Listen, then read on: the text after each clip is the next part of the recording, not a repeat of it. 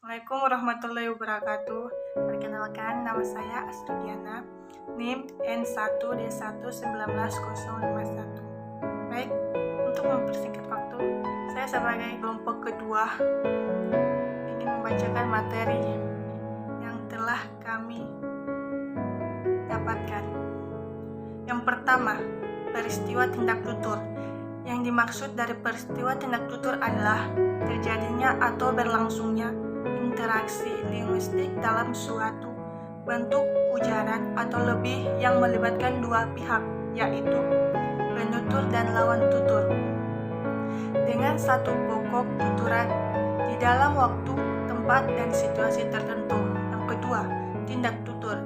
Tindak tutur yang kita bicarakan di atas merupakan peristiwa sosial yang menyangkut pihak-pihak yang bertutur dalam satu situasi dengan tempat tertentu. Peristiwa tutur ini pada dasarnya merupakan rangkaian dari sejumlah tindak tutur yang terorganisasikan untuk mencapai suatu tujuan. Kalau peristiwa tutur merupakan gejala sosial yang disebutkan di atas, maka tindak tutur merupakan gejala individual bersifat psikologi yang berlangsung ditentukan oleh kemampuan bahasa si penutur dalam menghadapi situasi tertentu. Di sini Austin membagikan kalimat performatif menjadi beberapa kategori, yaitu yang pertama, kalimat verdiktif.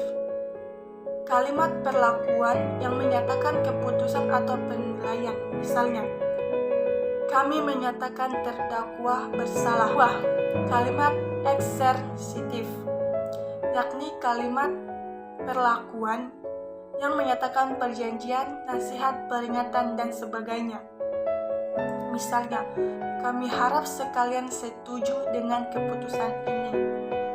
Tindak tutur juga dilangsungkan pada kalimat performatif oleh Austin pada tahun 1962 halaman 100-102. Dirumuskan sebagai peristiwa tindakan yang berlangsung sekaligus, yaitu 1. Tindak tutur ilokusi.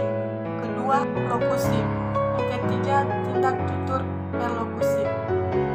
Tindak tutur lokusi adalah tindak tutur yang menyatakan sesuatu dalam arti berkata, atau tindak tutur dalam bentuk kalimat bermakna dan dapat dipahami.